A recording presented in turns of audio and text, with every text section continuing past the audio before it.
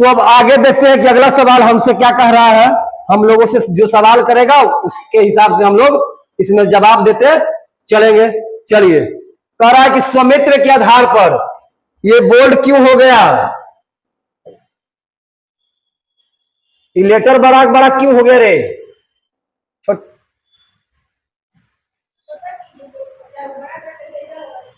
बड़ा ही है नहीं। चलिए, कह रहा है सवाल कि स्वामित्व के आधार पर उद्योगों को वर्गीकृत करिए, या स्वामित्व के आधार पर उद्योगों का वर्गीकरण आप करिए, या स्वामित्व के आधार पर उद्योग कितने प्रकार के होते हैं उसकी व्याख्या कीजिए। सवाल आपको किसी भी तरह से पूछा जा सकता है, इसमें कोई किंतु परंतु नहीं है। तो आपको जनरल मतलब बहुत नॉर्मल क्वेश्चन पूछ रहा है कि स्वामित्व के आधार पर उद्योगों को वर्गीकृत कीजिए। तो स्वामित्व के आधार पर उद्योग को हम लोग 4 वर्गों में रखते हैं, ठीक है। स्वामित्व किसको कहते हैं, अब ये चीजें हम लोगों को समझने योग्य हो जाती है। जब स्वामित्व आप समझ लेंगे तो आप जो है कि वर्ग अपने से खुद क्रिएट कर लेंगे। तो कुछ चीजें जो है आपको यहाँ समझना हो जाता है, जरूरी नहीं है कि आपको मैथमेटिक्स ही समझ में आए।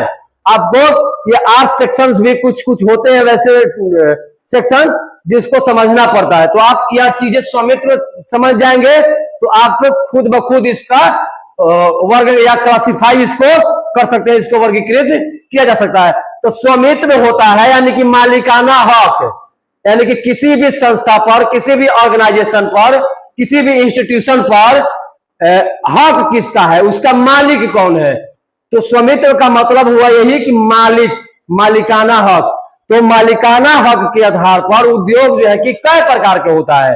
तो उस हिसाब से जब आएंगे हम लोग तो वहां पे पाएंगे कि मालिकाना हक के आधार पर जो आपके उद्योग है, ठीक है, वह 4 प्रकार के होते हैं। क्योंकि हम लोग बहुत सारे जैसे उपयोगिता के आधार पर उद्योगों का प्रकार, कच्चे माल के आधार पर उद्योगों का प्रकार, या स्वामित्व के आधार पर उद्योगों का प्रकार, बहुत सारे उसके बेस बनाए जाते हैं। उन बेसों के आधार पर, जैसे अब आप सुने होंगे कि आकार के आधार पर भी उद्योगों के प्रकार होते हैं, जैसे लघु उद्योग, सूक्ष्म उद्योग, मध्यम उद्योग, इस तरीका से उद्योग के बारे में, कुटीर उद्योग, लघु उद्योग, सब पढ़े हैं ना।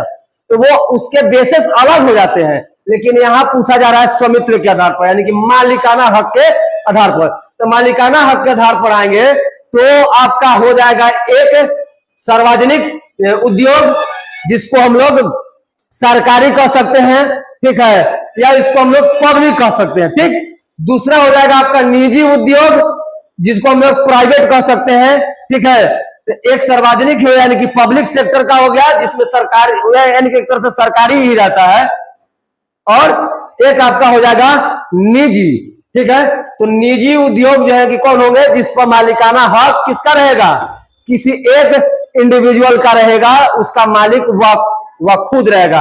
जैसे मान लीजिए कि कोई काम हम कर रहे हैं तो उसकी मालिक अगर हम खुद है तो वो जो है कि आपका निजी हो जाएगा, एक वैसे हो जाता है।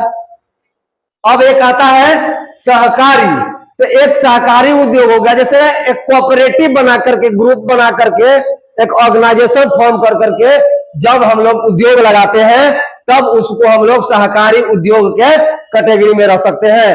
तो उसमें बहुत सारे इंडिविजुअल्स का मिलन होता है, कोई एक के नहीं हो सकता है, बहुत सारे उसमें एक तरह से पार्टनर क्रिएट हो जाते हैं। और संयुक्त किसको कहेंगे, तो संयुक्त उद्योग उस उद्योग को कहा जाता है जो उद्योग सार्वजनिक और निजी दोनों के मिक्स, यानी कि जो पब्लिक सेक्टर की है, जो जिसमें सरकारों का कंट्रीब्यूशन है, जिसमें प्राइवेट इंडिविजुअल्स का है, प्राइवेट संस्थाओं का एक तरह से इसमें एंटर किया हुआ है। तो इसके हम लोग प्रकार इस तरीके से हम लोग इसके बांट सकते हैं, ठीक है। आई होप समझ में आया होगा, आपको पीडीएफ मिलते जाएगा, इसमें देखते जाइएगा।